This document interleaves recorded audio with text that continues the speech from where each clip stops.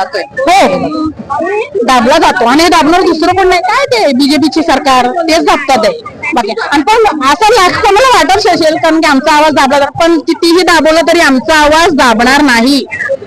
या दोन मोर्चाला कसं पाहता? मारोड्यांचा एक मोर्चा होता, मी तेच विचारायचं मला हे करते. संध्याकाळी कानाखाली पडली आणि रात्री कुठला सरकारचा अधिकारी होता की परमिशन दिली मोर्चाला? आणि आमच्या सरकारचे अधिकारी घाबरले का आम्हाला परमिशन द्यायला? आणि आम्ही सांगून करतो मोर्चा, लपून छिपून नाही आला आतमधून, आम्ही सांगून करतो.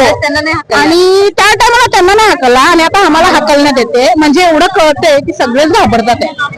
जेवढे पोलीस आहेत जे काही आहेत ते सगळेच घाबरतात. त्या टायमाला हे पोलीस हे कुठे होते? कुठे ते एवढ्या गाड्या वगैरे कुठे होत्या ना? आता कुठे आलेत? कुठे होता?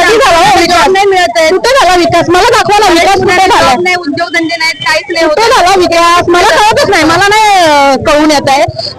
23 रुपये रिक्षाचा मीटर होता, 26 रुपये वाढले. झाला का विकास? झाला. पेट्रोलचा भाव वाढतो, झाला का विकास? बसीचे तिकीट वाढतात, झाला का विकास? नॉर्मल पब्लिक अरे मोठे मोठे BMW वर फिरतात, त्यांचा विकास होतो. अडाणीचा झाला विकास, अंबानीचा झाला विकास, या सगळ्यांचा विकास होतो. मराठी माणसाचा नाही विकास होत आहे. अरे आम्हाला कळलं असं तर आम्ही थोडी ना गाडवला निवडलं असतं. आम्हाला नव्हतं. आमचा महाराज घोड्यावर बसलाय, पण आम्ही 2 मिनिटासाठी बहुतेक विसरलो असेल की आम्ही काय सगळे लोक विसरले असतील. आता माहिती पडलं की हे गाढव आहे.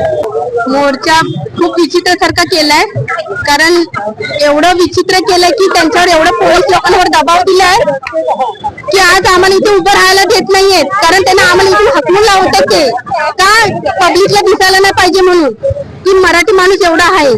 पण हे एवढं मराठी माणूस भरपूर आहे. तुम्ही केवढं किती देखील दाबा, जेवढं दाबायचं तेवढं दाबा, पण मराठी माणूस आज शांत बसणार नाही. आज तुम्ही दाबला तर आणखी थोड्या दिवसांनी पण उठणार माणूस.